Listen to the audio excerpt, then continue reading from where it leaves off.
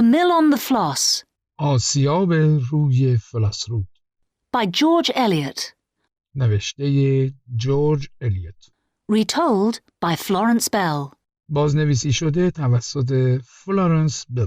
از انتشارات میلان. نویسنده کتاب در اصل خانم ماری ان اونز هستند. چون در قرن 18 میلادی در انگلستان ناشران کتابی که توسط زنان نوشته میشد رو منتشر نمی‌کردند، او یک اسم مردانه برای خود انتخاب کرد. این نویسنده انگلیسی در 1819 به دنیا آمد و در 1880 درگذشت.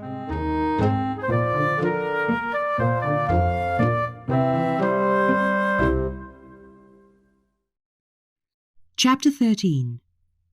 3 letters. فصل 13. 3 نامه. Tom Tulliver and his mother were at Dorset Mill. Tom was standing outside the house.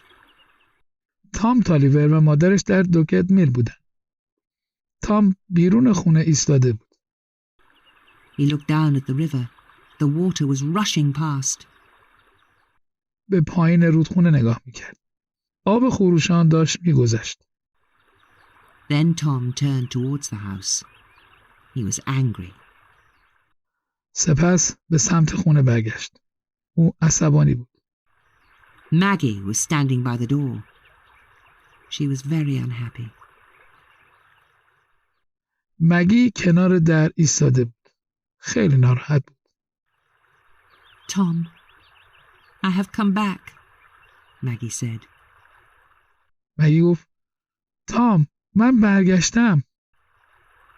You are a bad woman, Tom said. I don't want you here. تام گفت تو یه زن بدی هستی. من اینجا نمیخوامت. Mrs. Tulliver came to the door of the house. She listened. خانم تالیور به در خونه اومد. او میشنید. I was wrong, Tom, Maggie said. I am sorry. مگی گفت من اشتباه کردم تام. من متاسفم. I don't believe you, Tom replied. Lucy was your friend. Now she is ill and unhappy. تام گفت باورت نمی کنم. لوسی دوست تو بود. حالا اون مریضه و ناراحته. I will give you some money, but you cannot live here. بهت یه مقدار پول میدم. اما نمیتونی اینجا بمونی. Maggie started to cry. Mrs. Tulliver came out of the house. She went to Maggie and she kissed her.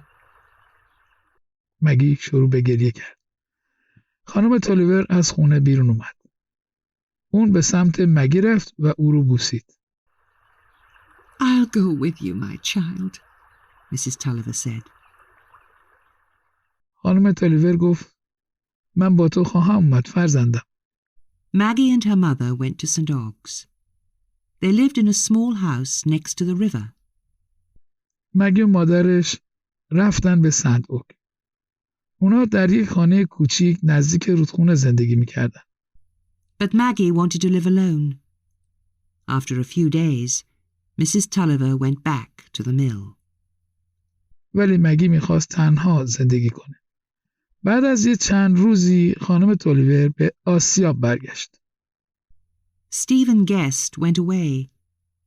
He wrote a letter to his father. استیون گست از اونجا رفت. اون یه نامه به پدرش نوشت. Father, I was wrong, he wrote. I loved Maggie Tulliver and I wanted to marry her.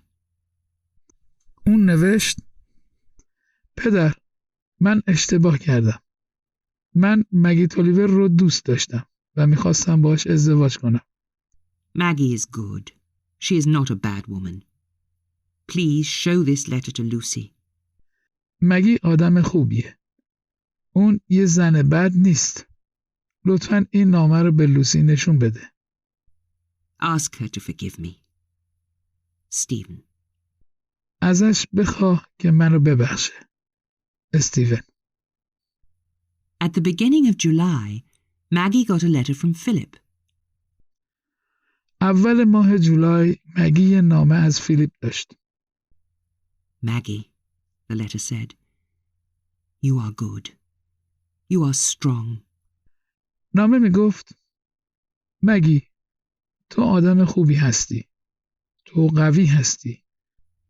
I met you 10 years ago. I loved you and you loved me. من 10 سال پیش تو رو دیدم. دوست داشتم و دوستم داشتی. I love you now, Maggie. I shall always be your friend. حالا هم دوست دارم مگی. من برای همیشه دوست تو خواهم بود. Yours ever, Philip Wakeham. خدا نگهدار. فیلیپ. 3 weeks later, Maggie was sitting in the house next to the river. 3 هفته بعد مگی تو خونه نزدیک رودخونه نشسته بود. She was sitting by a window. She was looking at the river Floss. اون کنار پنجره نشسته بود. اون داشت به فلاس رود نگاه میکرد. Suddenly, someone spoke her name. She turned round. ناگهان یکی اسمش رو صدا زد. اون برگشت. Lucy, said Maggie. Lucy went to her cousin and kissed her. مگی گفت لوسی. لوسی به سمت دختر خالش رفت و اونو بوسید. I am happy to see you, Lucy, Maggie said. I am sorry about Stephen. مگی گفت از دیدنت خوشحالم لوسی. در مورد استیون متاسفم. I understand, Lucy said.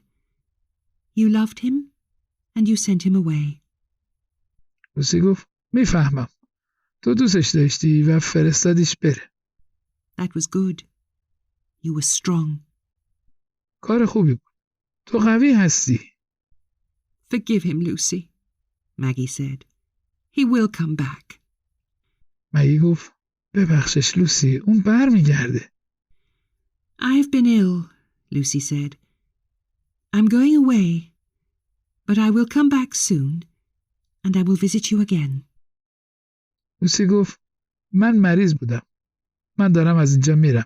اما به زودی بر میگردم و دوباره به دیدنت میام. Maggie kissed her cousin. Goodbye, Maggie, Lucy said quietly. مگی دختر خالش رو بوسید. لوسی به آرومی گفت خدا نگهدار مگی.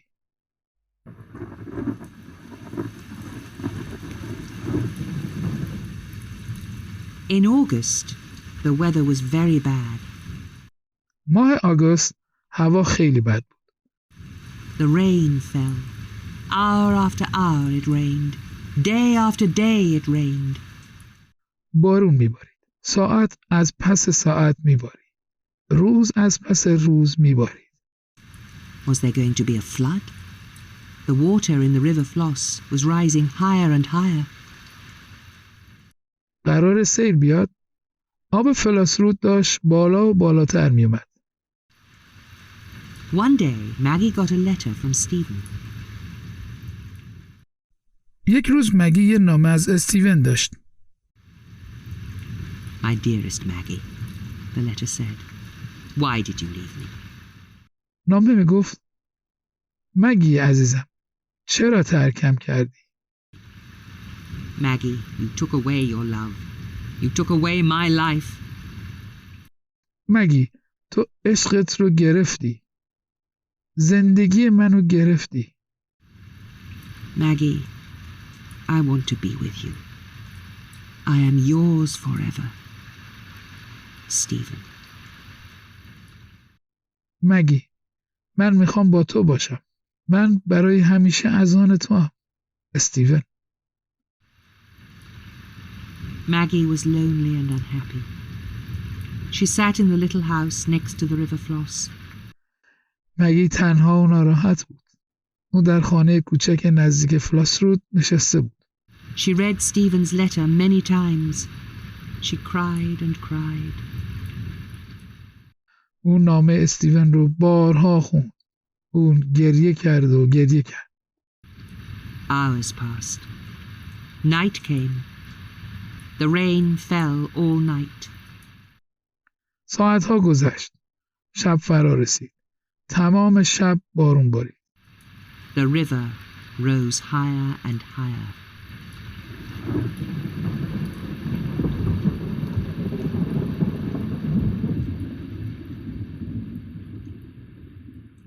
رودخونه بالاتر و بالاتر اومد. ادامه داستان رو در قسمت بعد ببینید. امیدوارم خوشتون اومده باشه.